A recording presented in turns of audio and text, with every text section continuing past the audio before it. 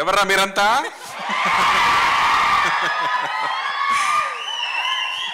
So Karthik గారు, thank you అమ్మా, I love you. Thank you. బావా, ఈ సినిమాతో బావా అనే పదం ఇప్పుడు ఎవర్రా మీరంతా ఎలా కామన్ అయిపోయిందో, ఈ సినిమాతో ఇదొక మీమ్స్ చాలా స్టార్ట్ అవుతాయి అనిపిస్తుంది. ఏం స్టార్ట్ అవుతుందని మీకు ఏమైనా ఒక క్లారిటీ ఉందా? దేని మీద మీమ్ అయ్యే పాసిబిలిటీ ఉంది అని? మీమ్ కి ఆ విస్తరాకుల దగ్గర కూర్చుని తిన్నప్పుడు కాదు, మీమ్ కి ముందు కజిన్స్ గ్రూప్ అని ఒకటి ఉంది కదా. అవును, అందరికి ఉందా? కజిన్స్ గ్రూప్ ఉందా?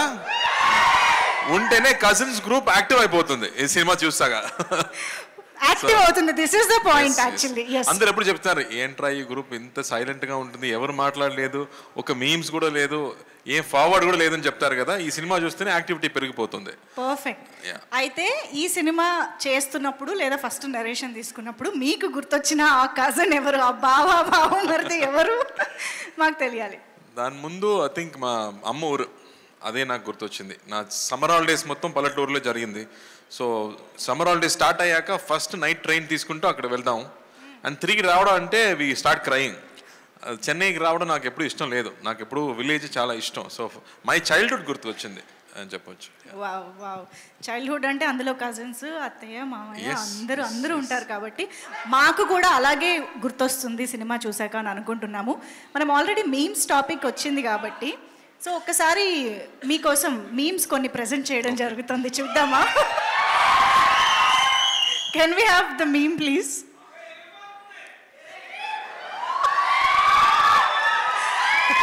దేవుడు ఉన్నాడు రా, దేవుడు లేడురా. యాక్చువల్లీ ఈ మీమ్ ద్వారా మేమేం తెలుసుకోవాలనుకుంటున్నామంటే ఇలాంటి సిచ్యువేషన్ మీ రియల్ లైఫ్లో ఏమొచ్చింది అని. యాక్చువల్గా ఒక సిచ్యువేషన్ చెప్పొచ్చు. నేను చెప్పాను కదా, స్కూల్ డేస్లో ఊరికి వెళ్ళాలంటే ట్రైన్లో వెళ్ళాలి.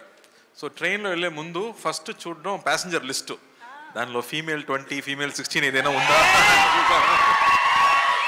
అలా చూసాక ఒక ఫీమేల్ 20, ఫీమేల్ 18 ఉంటే అబ్బా ఈ ట్రైన్ జర్నీ హ్యాపీగా ఉంటుందిరా అని దేవుడు ఉన్నారా అని చెప్పాము. లోపలికి వెళ్ళాక నా సీట్ పక్కన అమ్మాయి ఏదైనా ఉంటే చూస్తే లేదు, అదే బామ్మ కూర్చుంటుంది. సీట్ చేంజ్ చేసి ఏమన్నా దేవుడు లేడురా అని చెప్పాము అప్పుడు. వామ్మో, వెరీ మచ్ రిలేటబుల్ కదా మీ అందరికి. నెక్స్ట్ మేము చూద్దాం. ఇది అసలు super duper famous meme. So ఒక్కసారి ఆ డైలాగ్ ఒకసారి చెప్పరా మళ్ళీ? ఇప్పుడే చెప్పాను మరి. రే ఎవర్రా మీరంతా? సో ఇప్పుడు అలా అని ఎప్పుడు అనిపించింది? ఫ్యాన్సే చెప్పాలి కదా ఇది ఎలా మ్యాచ్ అయిందని. బట్ యాక్చువల్గా ఇప్పుడు నేను కాలేజీకి వెళ్ళాను, నా కజిన్ చదువుతున్నాడు, కాలేజీకి వెళ్ళాను. అప్పుడు ఒక గ్యాంగ్ మొత్తం చూశాను, 10 మంది కూర్చున్నారు. అందరూ సెల్ ఫోన్తో పాటు ఏదో టెక్స్టింగ్ చేస్తున్నారు. వీళ్ళందరితో మాట్లాడలేదు. అక్కడ అమ్మాయిలు, అందమైన అమ్మాయిలు వెళ్తున్నారు, అక్కడ చూడలేదు, ఇన్స్టాగ్రామ్ చూస్తున్నారు. ఎవర్రా మీరంతా అని అనిపించింది అక్కడ చూసాక. ఓకే, అమ్మా కార్తీక్ గారు ఎంత అప్డేటెడ్గా కాలేజ్ విషయాలను కూడా మర్చిపోలేదంటే మామూలుగా లేదు. నాకు సాడ్గా అనిపించింది. అందరూ ఫోన్లోనే మాట్లాడుతున్నారు, ఫోన్లోనే లవ్ చేస్తున్నారు, అన్ని ఫోన్లోనే జరుగుతుంది. Perfect sir. Yes, next meme please.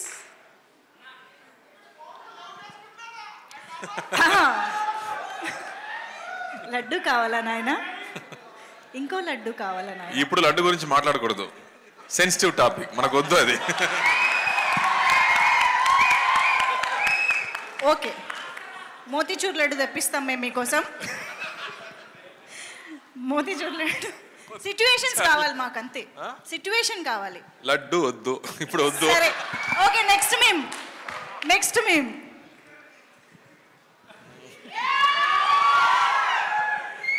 ఇది ఎందుకో మీ యాసలో మీ స్టైల్లో చెప్తేనే ఆ డైలాగ్లా ఉంటుందండి. కొన్ని సిచ్యువేషన్స్లో మన చేతిలో ఏం లేదంటే ఏం చేయాలో చెప్పనా, చిల్లవ్వాలి. సో రిలీజ్ డే ముందు, రిలీజ్ డే ముందు ఇదే మనకి మేము ఇప్పుడు ఫోన్లో వాల్ పేపర్గా పెట్టుకుని చూసుకుంటాలి అంతే. అమ్మ పని అన్నీ అయిపోయింది, ఆ తర్వాత ఫ్యాన్స్ చేతిలోనే ఉంటుంది కదా, సో అప్పుడు చిల్ అవ్వాలి.